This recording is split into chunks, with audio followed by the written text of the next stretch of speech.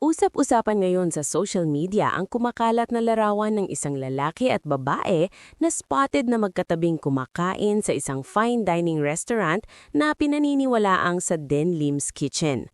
Bagamat nakatalikod ang dalawa sa kamera, kumbinsido ang maraming netizens na sina Catherine Bernardo at Mayor Mark Alcala ito dahil sa kanilang tindig at ayos ng buhok.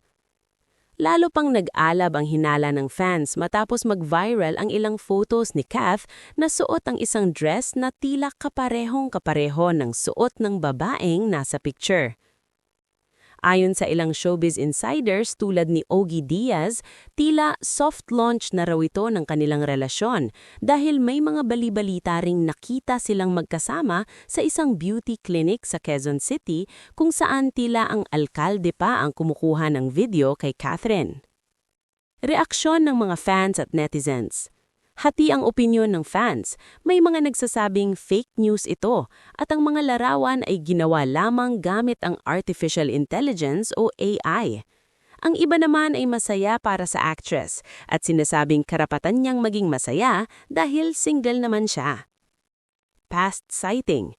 Hindi ito ang unang beses. Noong Hunyo at Hulyo 2025, naispatan din silang sabay, ngulit hindi magkasama sa flight na lumipad patungong Australia at nakita rin sa BGC.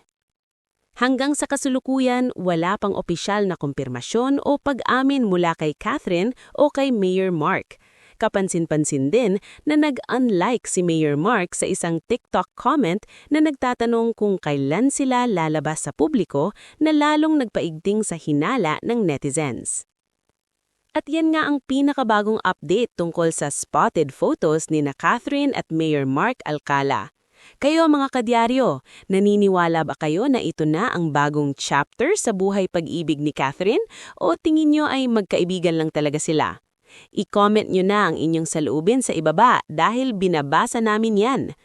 Kung nagustuhan nyo ang video na ito, huwag kalimutang i-click ang like button at i-share ito sa inyong mga friends.